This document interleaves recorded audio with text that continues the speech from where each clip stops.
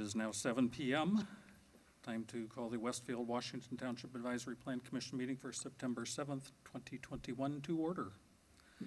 Will staff please note the presence of a quorum? Ms. Berkman? Here. Mr. Deck? Here. Mr. Horkay? Here. Mr. Johns? Dr. Kelleher? Mr. Maui? Here. Mr. McCarty? Here. Mr. Schmitz? Here. Ms. Boljeric? Here. I'll try again for Mr. Johns or Dr. Kelleher. Ginny called me to indicate she would not be able to attend tonight. Okay. Something came up at the last minute. And I believe Mike had responded at the agenda Okay. email time of not being able to Okay. attend as well. Okay, thank you. Moving on, item first is approval of minutes for our August 16th, 2021 meeting. Do I have a motion to accept these minutes into the record? I'll make a motion to approve the minutes from August 16th, 2021. Second. I have a motion and I have a second by Andre Maui and Victor McCarthy. Will staff please call the roll? Ms. Berkman? Yes. Mr. Deck? Yes. Mr. Horkay? Yes? Mr. Maui? Yes. Mr. McCarty? Yes. Mr. Schmitz? Yes. Ms. Boljeric? Yes. Motion carries. Thank you. Will staff please review our rules of procedures for tonight's meeting? We have both types of agenda items to address tonight. Due to the COVID-19 emergency as declared by the Governor of Indiana, the format and conduct of the meeting has been modified to comply with executive orders regarding the conduct of public meetings, public hearings, and public gatherings. Relevant portions of the Indiana Open Door Law have been amended or suspended during the pendency of the emergency. For tonight's meeting, all petitions will have the following structure. The department will summarize the petition and describe what action, if any, is necessary to be taken. Then the petitioner will be given up to 15 minutes to present to the Plan Commission. The president will open a public hearing if there is a public hearing required, and all interested members of the audience will have a chance to be heard.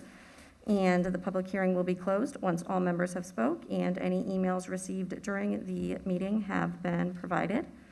Any comments you have may be emailed to planners@westfield.in.gov, which is also listed on our website if you have a comment on an item for a public hearing tonight. For the people here in the audience, please mute your phones or put them on vibrate at this time. Also, please leave the room if you need to have a private discussion. If you do come up to the podium to speak, please ensure that that microphone is on as indicated by a green light. And please mute your microphone when you are not speaking. Thank you. Thank you. We have 4 items on our consent agenda this evening. Ready for approval. Is there a motion to approve the consent agenda? Motion to approve the consent agenda. Thank you. Do we have a second? Second. We have a motion by Victor McCarty, second by Dave Schmitz. Will staff please call the roll? Ms. Berkman? Yes. Mr. Deck? Yes. Mr. Horkay? Yes? Mr. Maui? Yes. Mr. McCarty? Yes. Mr. Schmitz? Yes. Ms. Boljeric? Yes. Motion carries. Thank you. We have 2 items of business, first of which is Bonterra 2108-ODP-21 and 2108-SPP-21. Yes, thank you and good evening. Pam Howard from the Community Development Department presenting on behalf of Corey Meyer this evening. Before you for your approval consideration, you have a primary plat and overall development plan for 138 lots and 2 blocks on approximately 29 acres in the Bonterra PUD.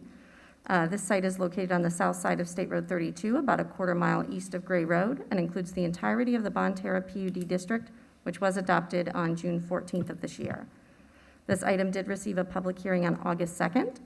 At this time, the petitioner is still working out some landscaping concerns, so we are asking that the landscape plan be delegated to the department in conjunction with the Department of Public Works during the construction plan and secondary plat phase. The petitioners are here. They do not plan to present, but are available for questions, as am I if you have any of the department. Thank you. Thank you. We will go through commissioner comments, should there happen to be any. Start with Dave Schmitz. No questions or comments? Thank you. Cindy Spoljarek. Not at this time, thank you. Thank you. Matt Deck. No questions or comments. Thank you. Victor McCarty. No questions or comments, thank you. Excellent, thank you. Kristen Berkman. None, thank you. Thank you. Andre Maui. None from me, thanks. Great. I have none as well. Cindy Spoljarek, you'd indicated none at this time. Was that because you were still thinking of something, or are you good? I wanted to see if anyone had a concern. Oh, okay. If things are just me, then I'll let it go. All right. That being the case, we are ready to move on to a motion for approval. There are two conditions as noted by staff. Do we have a motion?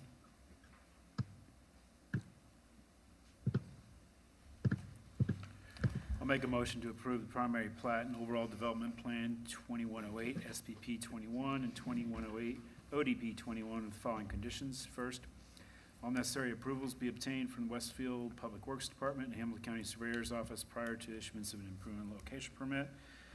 Second, approval of the landscape plan be delegated to the department in coordination with the Department of Public Works during secondary plan, plat, and construction plan approval process. Thank you. Is there a second? Second. Thank you. We have a motion from Dave Schmitz, second by Victor McCarthy. Will staff please call the roll? Mr. Deck? Yes. Mr. Horke? Yes. Mr. Maui? Yes. Mr. McCarty? Yes. Mr. Schmitz? Yes. Ms. Spiljerik? Yes, Ms. Bergman? Yes. Motion carries. Thank you. Item next is 2108-PUD-23, Spring Mill Trails PUD Mixed Use Amendment. This is here for a recommendation to council. Good evening, members of the commission. For the record, Rachel Rehmschneider with the Community Development Department. The item presented before you tonight is an amendment to the Spring Mill Trail PUD district, which was originally established in 2011. This proposal is for the 11-acre property east of Ditch Road and west of Casey, and the PUD amendment proposes changing the permitted use to include for-sale townhomes. This item had its public hearing on Monday, August 2nd, and is here tonight to request a recommendation. Please note that an additional character exhibit was added to the ordinance earlier today. John Dobashewitz of Nelson Frankenberger is here to give a brief presentation on the project. He's available to answer any questions, as am I, if you should have any for staff. Thank you. Thank you.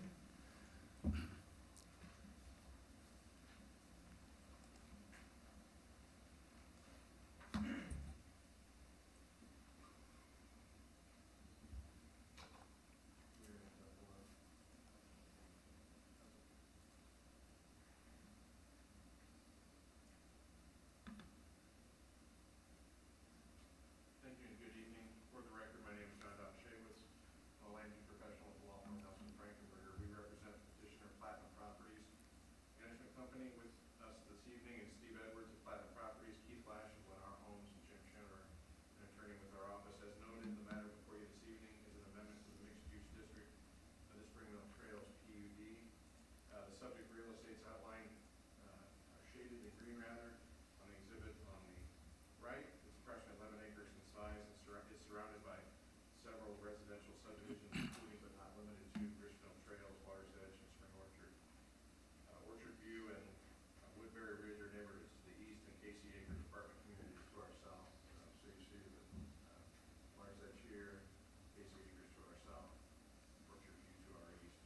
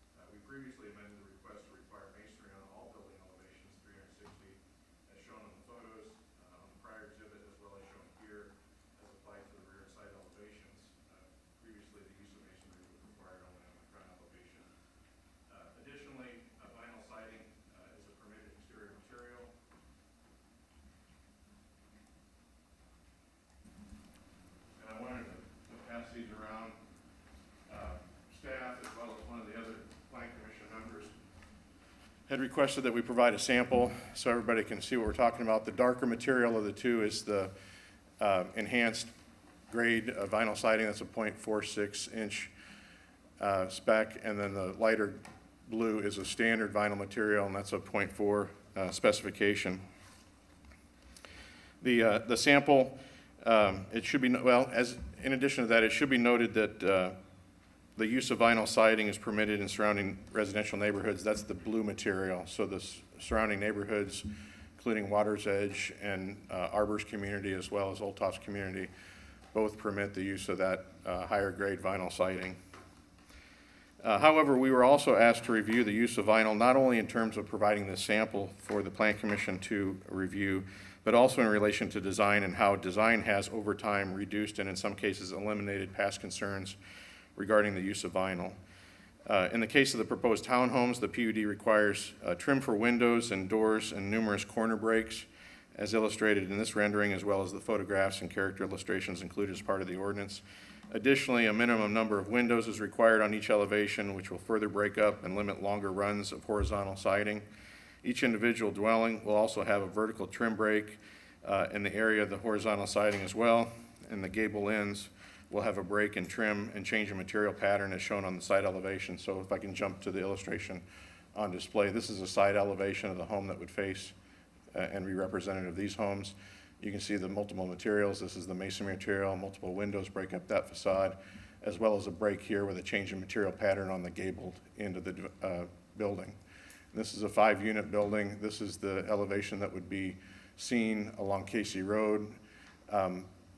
There's modulation in the roof elevation here. There's multiple windows on this elevation. What you don't see here is the windows have minimum 4-inch trim. That's not replicated in this elevation, as well as the doorways, the sliding doors. And you can see this sliding door, it looks like it has an enhancement or a trim detail around it on these units. That's actually a recessed outdoor living space that recesses into the building. So you've got corner breaks. And then you can see between each unit, there's also a trim material. So this is going to limit the expanses and lengths of those segments that include the vinyl siding along those elevations. The numerous design elements that we reviewed, higher grade vinyl material and the use of multiple building materials, masonry and or stone, all contribute to the overall quality of design of the homes as proposed. And in conclusion, the request, as staff indicated, had a public hearing on August 2nd. Platinum has addressed the suggestions provided by the Plan Commission by incorporating these suggestions into the proposed ordinance, and we've worked with staff to address the changes they recommended regarding administration of the ordinance. So if you look at the red line version, there were lots of red marks. I would say 90% of those were related to form over substance, and staff can confirm that. Tonight, we respectfully request that the Plan Commission forward a favorable recommendation onto the City Council for adoption consideration regarding this request. Thank you for your time this evening. We'll remain available to address any questions you might have. Thank you. Thank you. We'll go through commissioner comments, starting with Cindy Spolcherick. Okay, I do have a few. So we just talked about the window issue, and the elevations that you're showing here have 5 windows. So it looks. In the standard, there's only 2 required. And also, you mentioned the trim, and at least having the 4-inch trim. The front facade has a 6-inch trim or shutters, and there's nothing in the written standards in the ordinance right now for side or rear window trim. Both are addressed in the text of the ordinance. I don't know if staff wants to pull that up, but it's a minimum 4-inch trim on both side and rear elevations. The 2 you're referring to is, can you flip to the next slide just real quickly before you find the ordinance? This is the 2 that you're referring to. This elevation is these buildings here. They're a different building. The ones with this is the rear load garage. And the reason for 2 is that has 2 windows. This is the real elevation that includes the garage door. So there are 2 windows on that elevation, which is different than the building that we just reviewed with you, which requires more windows on the rear elevation along Casey Road. My concern was that I wasn't sure how this is being treated in terms, we've got a difference in what I'm seeing in the language and what I'm seeing in the picture. Yeah, let's see if staff gets there. Side building facade, minimum 2 windows, 4-inch nominal with the trim around the windows. In the bottom, three for the, and a patio door for the front load, 2 on the other. And if you go to a little further down, nominal 4-inch trim width. Was that newly added? No, I think it was included in the original, and if it wasn't in the it was somewhere in the original, and as I walked through staff with it, you may be thinking of reviewing back the original ordinance, and as I walked through staff with it, this may have been a section where there was a adjustment so that we knew we had all our bases covered. Okay. And in terms of review for compliance, is it going to be the minimum written standard in the ordinance, or is it going to be the illustration? The written standard will override the illustrations. So it says a minimum of 2, so what we're seeing on the photo there would not be what we necessarily would get. Well, again, if I might, the minimum 2 windows, well, that's the side. Here, if we go to the rear elevation, three in the patio door on those front loads that I showed you, and then 2 on the rear load townhomes. And the rear load townhome had a garage on the first floor, and on the second floor, a minimum of 2 windows. So that standard of 2 applies explicitly to the rear load. The minimum of 3 with a sliding door applies to the other dwellings, the ones with along Casey Road and interior to the site. So all these dwellings here. But I'm seeing those, nowhere does it say that there's going to be 5 windows on a side elevation. That's what I'm saying. And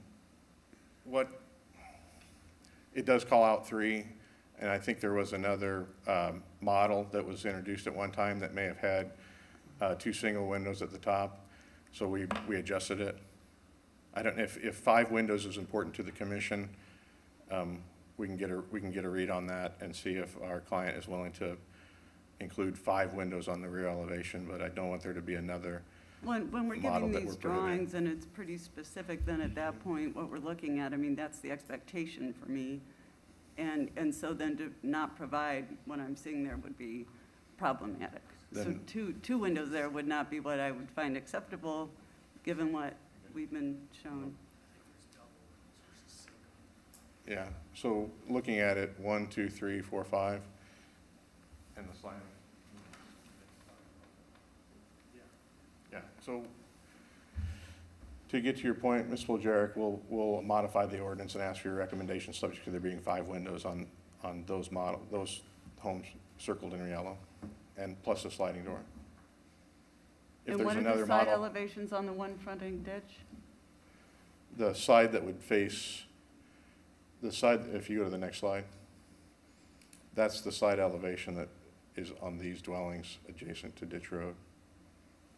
That'll be between the buildings.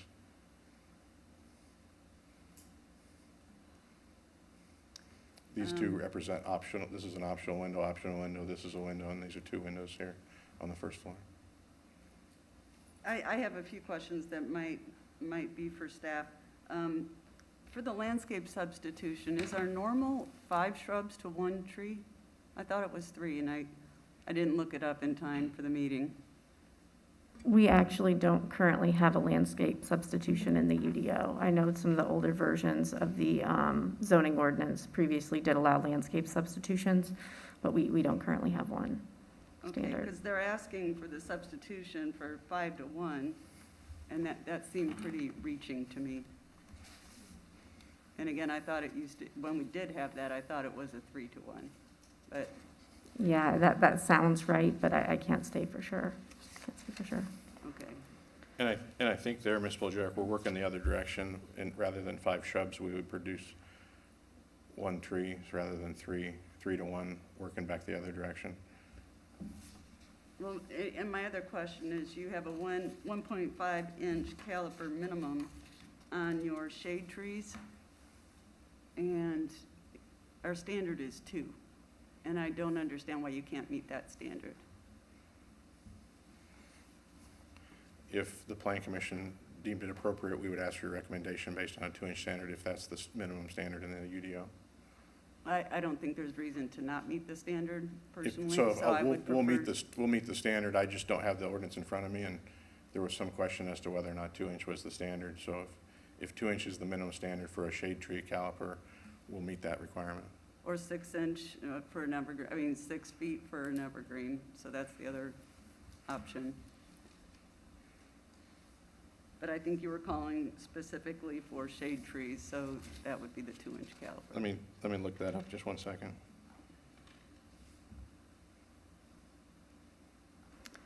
Yeah, the shade tree requirement is 8 feet in height and 2-inch in caliber per the UDO. Evergreen trees, 6 feet in height, ornamental trees, 2-inch in caliber. And shrubs, 18 inches in height.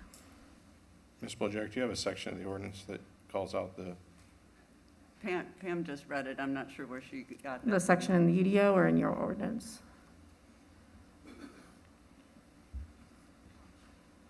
The UDO section that requires that is 6.8F. I just don't see in our, here we go, common areas and detention areas, a minimum 12 shade trees at 1.5-inch caliper shall be provided around the detention pond. That's the only space where we ask for a modification, and we'll change that to 2-inch caliper. So the rest would comply with the UDO. Okay, thank you. So as written, that was just a space that we added on top, which isn't a requirement in the UDO, so we added it on top, and the landscape architect believed it was appropriate to have 1.5-inch caliper in that case, but we'll make it 2, which would be consistent with the rest of the site. Thank you. That's all I have for now. Thank you. Matt Deck, I don't have anything. thank you. Victor, Dorothy? I was just going to say that the darker blue siding there is reminiscent of what we have in Water's Edge, and that's actually what my house is. So I definitely appreciate the change of what we're doing, going from 150 apartments down to 80 townhomes. I know that's a welcome change with neighbors around the area. So thank you. Thank you. Thank you. Kristen Berkman? Thank you. I'm still struggling with the vinyl as approved material. I had asked staff earlier today, and the UDO says that vinyl is prohibited in multifamily, and in single family, it's limited to 25% on each facade. And of course, you're asking to waive that on this PUD. So what is the percent of vinyl, would you say, on these particular dwellings? It would be a masonry on all 4 sides, which 24 inches. 24, that's the standard. I can't tell you what the percentage is. Let's and say 80, 90, something like that. So it's way I above. didn't- Wouldn't I you didn't- say? I didn't catch that. What? Wouldn't it be around 80 to 90% probably vinyl then? I mean, we have 2 feet on 2 stories. I mean, is that fair? So we're way above the 25% that would be on single family, and we don't allow it at all on multifamily. So this was something I brought up in the public hearing. I understand that there are communities that have vinyl around it. That was a very old PUD. And so we've set the standard in the community that we would like to not use vinyl. So I'm still really struggling with that. So those are my comments. Thank you. Thank you. Andre Maui? Well, I don't think any of us are going to get excited about the architecture. There are some enhancements, and to your credit, John, you were very eloquent in getting the mileage out of those that you could, so I appreciate that. I think it's appropriate as a transition for this location.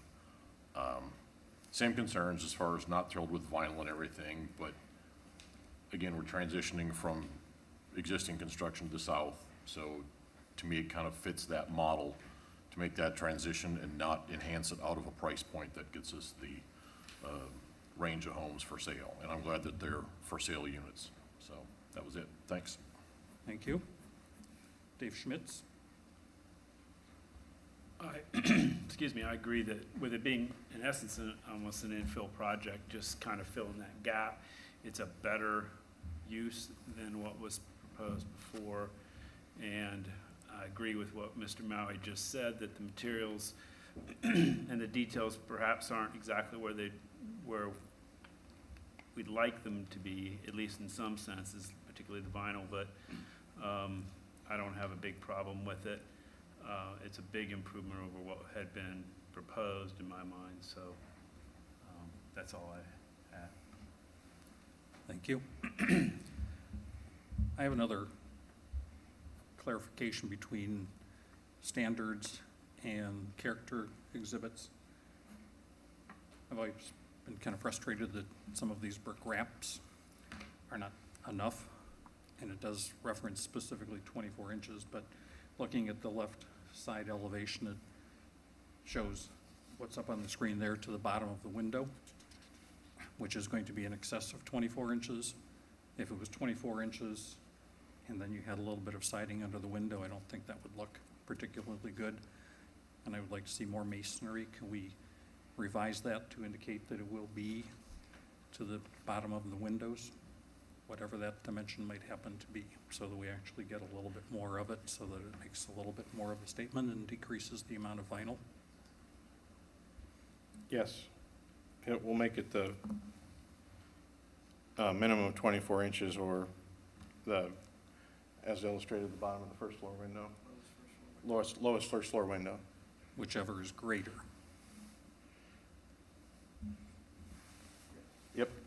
Okay.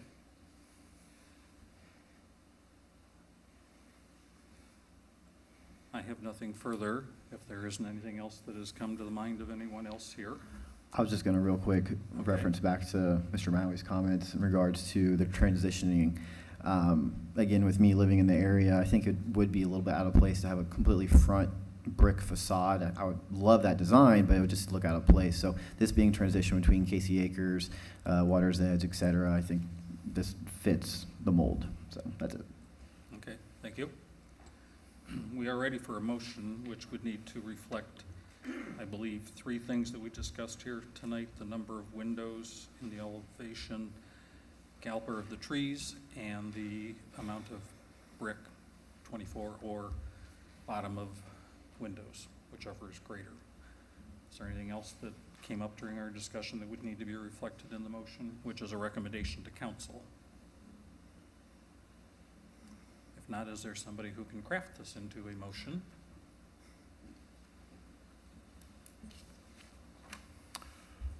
Make a motion to send a favorable recommendation to the city council for 2108 PUD 23, the Spring Mill Trails PUD mixed-use amendment, with all of the adjustments that were discussed here on the record this evening. Sufficient for staff?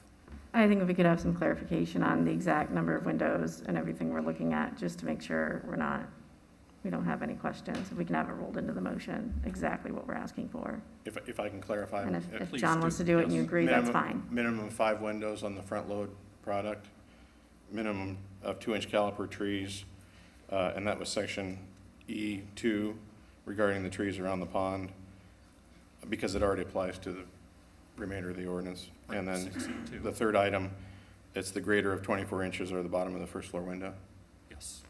and we'll get those adjustments made Okay. for consideration by council. Good with that, Andre? And yes, Yes, that's the yeah. intent of the motion, if I can just refer back to what he summarized from his notes. Yes. Yeah, and the 5 windows are on the rear facade of front-load product, so we're not adjusting the side facade requirement. Is that correct? I believe so. Second. Is there a, okay, we have a motion by Andre Maui and a second by Victor McCarthy. Could staff please call the roll? Mr. Horkay? Yes? Mr. Maui? Yes. Mr. McCarty? Yes. Mr. Schmitz? Yes. Ms. Boljerick? Yes. Ms. Berkman? No. Mr. Deck? Yes. Motion carries. Thank you for your time this evening. Thank you.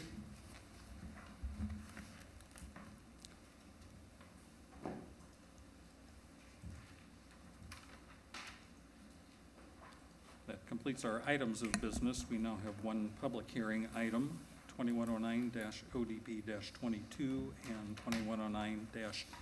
2109-SPP-22 Osborne Trails Phase 2.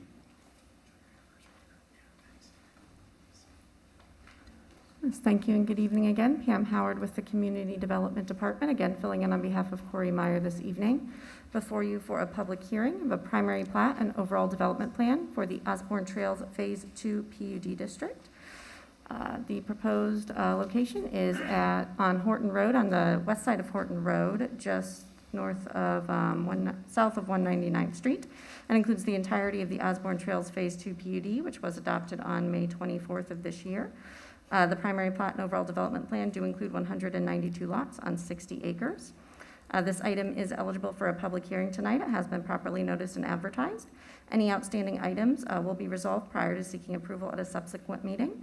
I do have the petitioners available on the call and in person. They do not plan to present, but are available for questions, and I am available if you have any of the department. Thank you.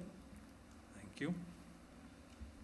We'll go ahead and open the public hearing on this at 7:32.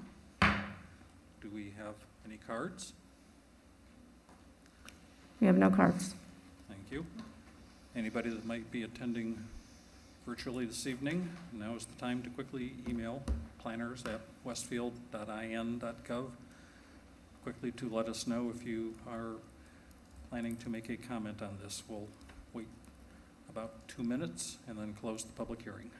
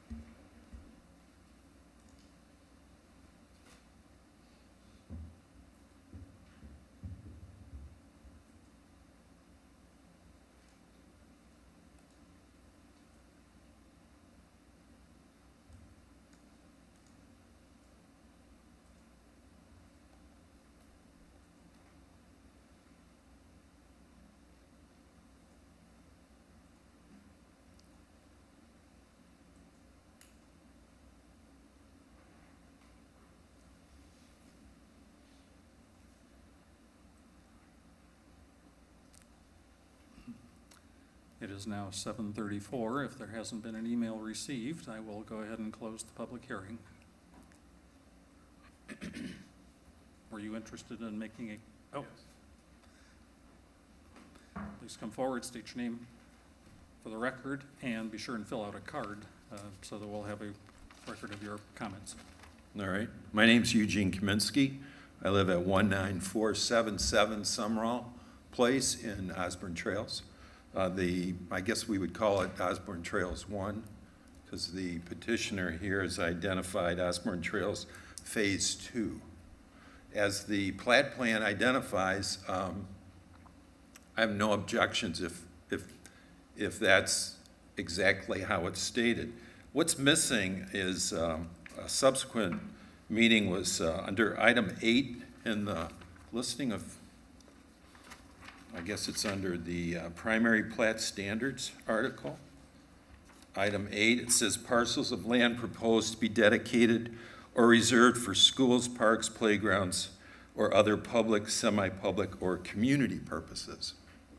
Lennar does a great job. They've done a great job with Phase 1. In that Phase 1, there's a building that they call the Retreat. And the Retreat was sold to us as a 9,000 square foot facility with a pool, amenities. Areas outside of that include 6 pickleball courts and a tennis court. The pool capacity sign outside says 130 people. In Phase 1, you have 493 plus or minus homes. If you figure there's 2 people that go in each one of those homes, plus or minus some singles, you have probably about 1,000 people that would live in that Phase 1 community. Phase 2 is 192 homes. Multiply that by 2, plus or minus singles in there, you probably have another 300, so let's call it 1,300 residents in Phase 1 and Phase 2. We've been told that Phase 2 will also be a 55 and over community who will also have access to the retreat facility that's on Phase 1's property. That was not originally communicated to the residents when we bought Phase 1. When we bought Phase 1, we anticipated 490 some homes with a retreat area. Now when you add Phase 2, and they've said that they're going to integrate that make that available to the community, the capacity, I just feel is way too many people trying to access that. One of the vice presidents that was at the meeting said, well, we've done our research and we built that with the intention to be able to build Phase 2 and allow those people to use that facility. I don't know what kind of specifications, maybe there's planning, city planning rules that talk about capacity, et cetera. The great room that we probably we frequent for potlucks, et cetera, I would guess capacity is probably about 250 people. I having a hard time comprehending when we take maybe access to 1,300 people aren't going to show up at the same time. We know that. They'll come and go. They'll utilize the facility over time.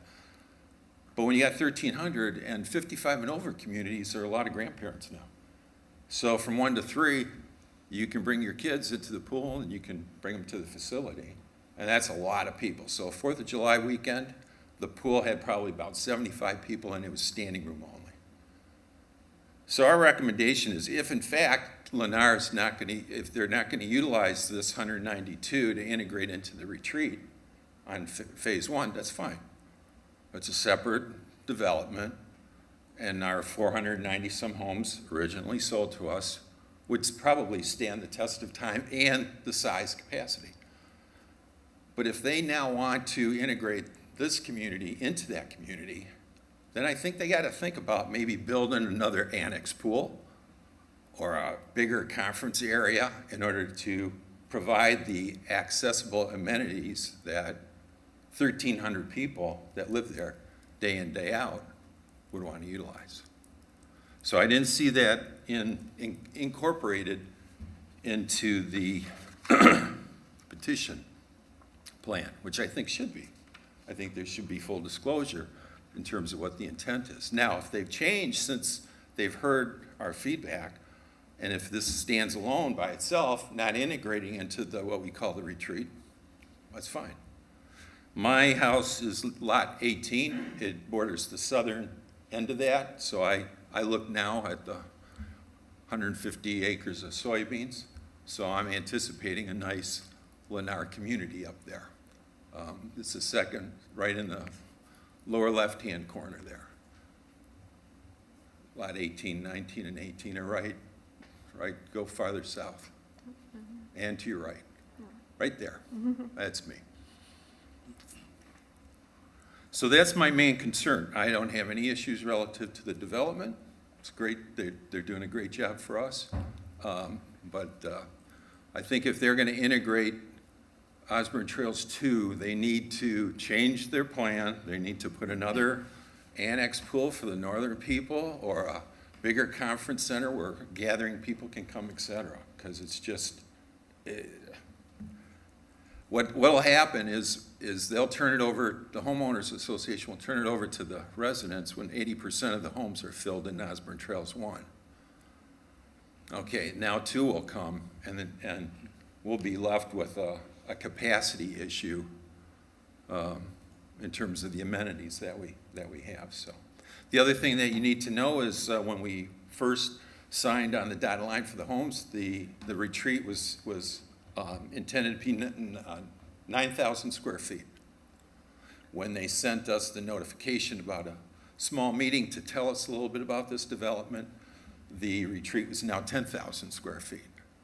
So I'm not quite certain where the other 1,000 came from, but I figured the Planning Commission would know sooner or later relative to the size. I just don't feel that the existing retreat should be incorporated as an access for this 192 home development. Okay. Thank you. I will now close the public hearing at 7:41. Does a petitioner representative here or virtually have some response to offer? Sure. Thank you. For the record, Keith Lash with Lennar. Offices are at 11555 North Meridian in Carmel. And yeah, appreciate the comments from Mr. Comiskey. We have met several times with the residents of Osborne Trails and expressed our intent to expand Osborne, bring this parcel into the development. And with that, those conversations have always revolved around some form of expansion of the amenities. We haven't committed to exactly what that is. We're meeting with the residents. We're going to put out a kind of a survey monkey, if you will, and pick the brains of the residents today on what want to be added to the overall community. We have plenty of space to do so. We absolutely expect to do something, whether it be an indoor facility, another pool, more pickleball, bocce ball, dog park, etc. We are committed to doing more than what is out there. I would point out that, yes, we did plan Osborne for some expansion. Obviously, when we started Osborne, when you look around, there was a lot of vacant real estate. We always expected to try to bring some of that into Osborne. If you look at the original Osborne PUD, I believe the zoning commitment at the time for 490 homes was a 7,000 square foot amenity facility. We built in excess of 9,000 square foot indoor facility. I think it's almost 11,000 square foot when you add on the covered porch, the significant covered porch on the back that's also obviously usable. So we did overbuild it in a sense, knowing that we may add to it, but we'll monitor it. We'll continue to meet with the residents and expand it. One thing we've assured the residents, if you look at our sales to date, you look at the overall Osborne with us bringing this in, we have over 500 homes yet to sell. So the last thing we're going to do is under-amenitize a facility, a community that sales are driven based on amenities at the age-restricted communities. So it's very front and center of our attention, and we will do more within the community as we figure out what that may want to be. Okay, thank you. Absolutely.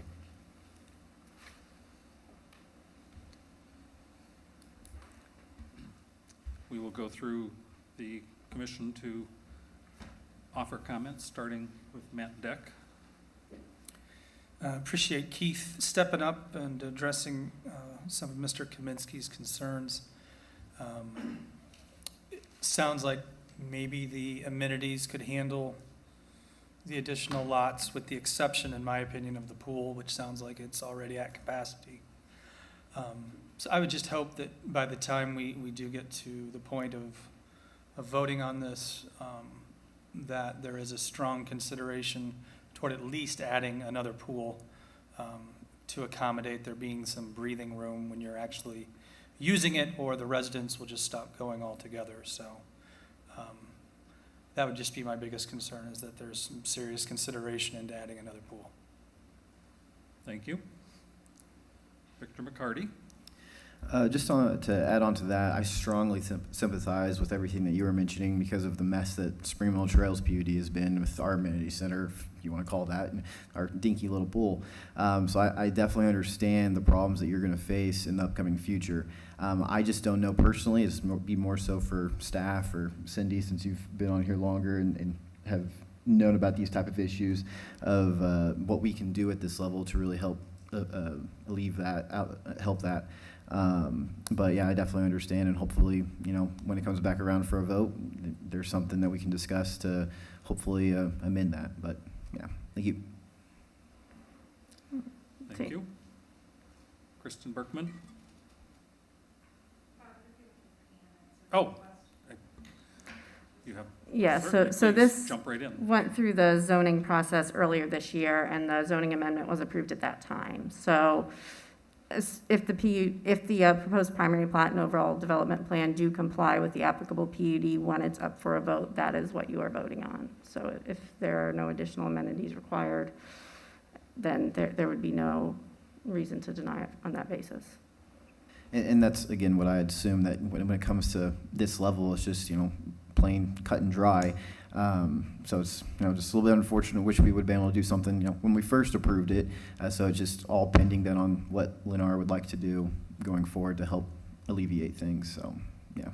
And I can clarify, in the staff report where this is listed, the primary plat standards, this simply means that if they have any land proposed to be dedicated for things like that, that it's labeled as such. Thank you. Now, Kristen. Okay, thanks. I don't think I have anything further to add, but I agree with both of my fellow commissioners on their comments. So it would be great in any way to help keep that a very vibrant neighborhood. And thank you for coming in to talk tonight. Thank you. Andre? I don't have anything to add. Dave Schmidt? Nothing additional, thanks. Thank you. Cindy Spilgeric? Just a quick question. Common Area G is seemingly the only real area you have left that could probably be used, it seems, for another amenity. And my question is, in approving this development plan, and say you were going to have a dog park, would you want it surrounded by homes like this and kind of boxed in?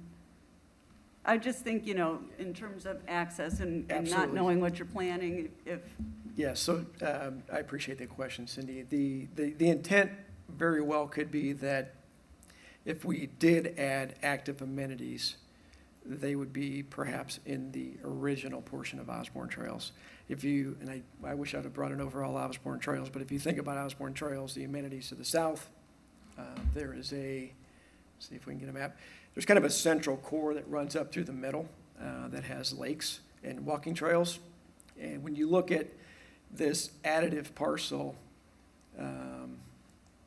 yes. So when you look at the additive parcel and you think about additional amenities, if you could scroll up perhaps a little bit more, to show more, no, I'm sorry, scroll down, yeah, scroll down there. The amenities are at the entrance just below the T in Trails. The site that we're referring to, the 60 acres, if we were to do amenities there, they're not that far from the existing. So in our minds, it might make sense to add amenities further north in the original, up near those trees, so that the folks that live in the current Osborne at the northern piece are close to amenities. And then as you look at the trails and the ponds work their way from south to north, leading from the retreat up through the development. So our contemplation is we would do something to the north. If we did a dog park, there's actually this parcel is actually part of Osborne Trails, HOA. There's no plans for it today. It's 3.5 or 4 acres, I believe. And we've contemplated maybe neighborhood gardens, dog park if there wanted to be, so it's off the distance. Perhaps a substation on the corner might be offended, but it wouldn't be smack dab in the middle of the residence. So those are some of our thoughts on how do you add this and not necessarily just drop amenities in it, because we're adding it. Where do the amenities make sense globally and overall? Gotcha, and I know this is development plan approval, so it's just complying with zoning. I was just interested if you were gonna do anything in that common area, Gene. We've talked about it, but again, who wants the bocce ball in their backyard? And so possibly not. We really want to reach out to the residents. And we've had conversations with the concern of the pool size. The pool size so that it doesn't require lifeguards. So it's not a burden to the HOA long-term from an expense. Adding a pool to Osborne Trails is something we've talked about, but we've also realized that that's a few $100,000 additional amenity that's open 3 months a year. And so with the residents long-term, and they have to maintain it, does it make more sense to put in $300,000 of amenities that don't cost as much to maintain, that can be used year-round?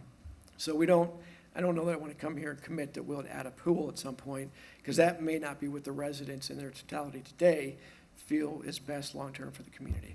And that's kind of what we're weighing, and we're kind of, again, we've got an outreach group we've met with, and we're working on a survey to go out to the 180 customers so far to date, just to understand what they want, but also, we're stewards of their money long-term. We want to be mindful of that. Okay, thank you. If I may jump in real quick on that. Please do.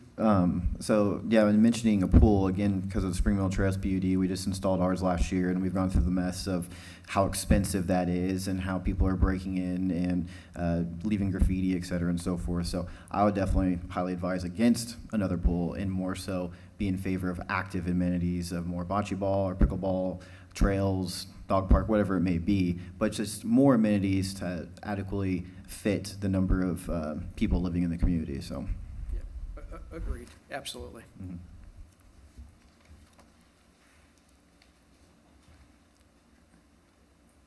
If there are no other comments, this will be back at some future date for a recommendation. And that completes our items of business. Everything else on our agenda is continued to a future date. So that takes us down to reports and comments. Plan Commission members, any comments to share? City Council liaison. Council did meet on August 23rd. I gave a presentation about the American Rescue Plan Act and spoke about our initial process moving forward. We have received the $4.9 million for this year, and we'll get another $4.9 million next year. It does need to be used by the end of 2024, or at least encumbered for certain projects. So the applicable uses and reporting and compliance, it's fairly complicated. So council is going to be contracting with Barnes and Thornburg for assistance. And we have now a 5-person ARPA committee with 3 counselors and 1 appointee from the clerk treasurer's office and 1 from the administration. And that committee is basically going to handle all that stuff moving forward and report back to the full council. We approved the annexation, the fiscal plan for Bonterra, approved the library bond issuance for the new library downtown, and we held a first hearing concerning the lease purchase financing for a new fire station. That's it. Thank you. There was no AP, or ABC, there was no BZA meeting since last meeting, so nothing to report on there. Staff, any hot news to share with us, please? We have no comments at this time. Thank you. All right, then is there a motion to adjourn? Motion to adjourn? We have a motion from Victor McCarty. I second. Seconded by Matt Deck. All in favor, say aye. Aye. Is there anybody opposed? We are adjourned at 7:54.